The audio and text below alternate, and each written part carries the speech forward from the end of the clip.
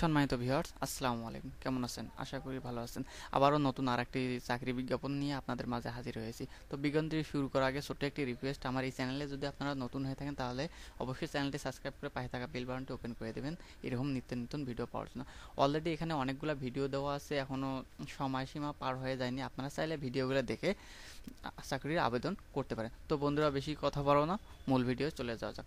এখানে দেখেন, বাংলাদেশ পরমাণু শক্তি কমিশন, এখানে অনেকগুলো পদ সংখ্যা আছে, অনেকগুলো পদের ক্যাটাগরি আছে। আপনারা চাইলে আবেদন করতে পারেন যোগ্যতা অনুযায়ী, ঠিক আছে।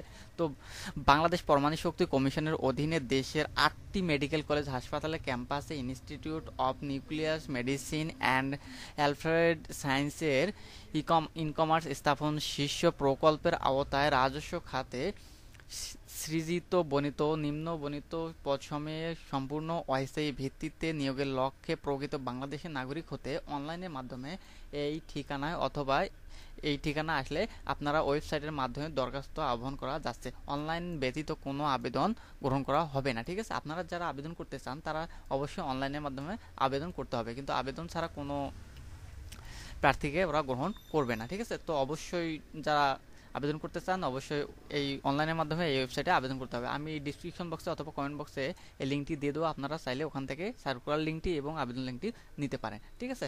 তো বন্ধুরা, এখানে আমি শুরু থেকে শেষ করতে চাই অথবা শেষ থেকে শুরু করতে চাই, ঠিক আছে। তো এখানে দেখেন, অফিস অ্যাসিস্ট্যান্ট কাম কম্পিউটার মুদ্রণিক 16 গ্রেড, 30 বছরের মানে বয়স সীমা থাকতে হবে 30 বছরের মধ্যে 7 জন, ঠিক আছে।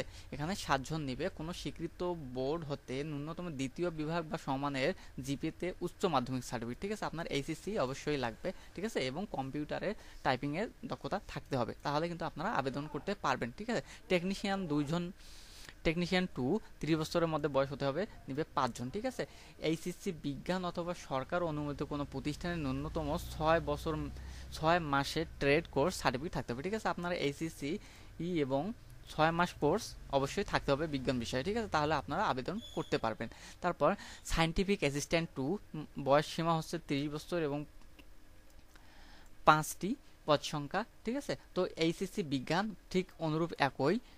তারপর এখানে অ্যাকাউন্ট অ্যাসিস্ট্যান্ট, বয়স সীমা 30 বছরের মধ্যে হতে হবে, 2 জন, বাণিজ্যিক দ্বিতীয় শ্রেণীর স্নাতক ডিগ্রি বলতে ডিগ্রি আপনার থাকতে হবে, ঠিক আছে। তারপর এখানে দেখেন টেকনিশিয়ান 1, বয়স সীমা 30 বছর, 2 জন, এইচএসসি বিজ্ঞান, ঠিক আছে, এবং 6 মাসের কোর্স থাকতে হবে। আমি সংক্ষেপে বলতেছি, আপনারা বিস্তারিত পড়ার জন্য এবং জানার জন্য অবশ্যই বিজ্ঞাপনটি ডাউনলোড করে আপনারা দেখতে পারেন, ঠিক আছে, আবেদন করার পূর্বে।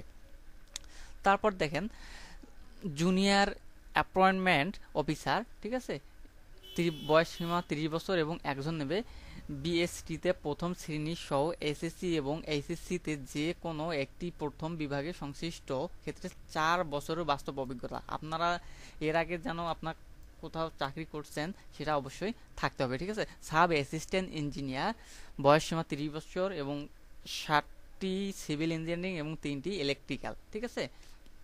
4, অবশ্যই এসএসসি এইচএসসি তে ভালো ফলাফল, সিভিল ইঞ্জিনিয়ারিং ইলেকট্রিক্যাল এ প্রথম শ্রেণীর ডিপ্লোমা, ঠিক আছে। তারপর এখানে দেখেন সায়েন্টিফিক অফিসার, বয়স সীমা 30 বছর এবং 14টি পদ সংখ্যা 14টি, ঠিক আছে। তো এখানে সংশ্লিষ্ট বিষয়ে এসএসসি হতে পরবর্তী পরীক্ষার সময় 3টিতে প্রথম বিভাগের শ্রেণীতে এমএসসি ডিগ্রি, এমএসসিতে 3সিসি আবশ্যক, ঠিক আছে। তারপর এখানে দেখেন মেডিকেল অফিসার, পদ সংখ্যা 18টি, ঠিক আছে। এসএসসি অথবা এইচএসসি তে প্রথম বিভাগ সহ এমবিএস পরীক্ষায় 60% প্রাপ্ত নাম্বার থাকতে হবে, ঠিক আছে। তারপর এখানে সিনিয়র সায়েন্টিফিক অফিসার, বয়স সীমা 35 থেকে 37 বছর পর্যন্ত, ঠিক আছে। এখানে 3 জন নেবে সংশ্লিষ্ট বিষয়ে পিএইচডি ডিগ্রি সহ, ঠিক আছে। আপনার পিএইচডি থাকতে হবে, তাহলে কিন্তু আপনারা আবেদন করতে পারবেন, ঠিক আছে। তারপর সিনিয়র মেডিকেল অফিসার, 36 বছর থেকে 38 বছর বয়স, শীতলযোগ্য, 4 জন নেবে, ঠিক আছে, নিউক্লিয়ার মেডিসিন। তারপরে এখানে দেখেন প্রিন্সিপাল মেডিকেল অফিসার, ঠিক আছে, বয়স সীমা 40 থেকে 45 বছর, শীতলযোগ্য, পদ সংখ্যা 2 জন, ঠিক আছে। সংশ্লিষ্ট ক্ষেত্রে স্নাতক ডিপ্লোমা অর্জনের পর কমপক্ষে 7 বছরের কাজের বাস্তব অভিজ্ঞতা থাকতে হবে, ঠিক আছে, তাহলে আপনারা কিন্তু আবেদন করতে পারবেন। এখন দেখতে হবে আবেদনের বয়স সীমা, সময়সীমা কত, ঠিক আছে।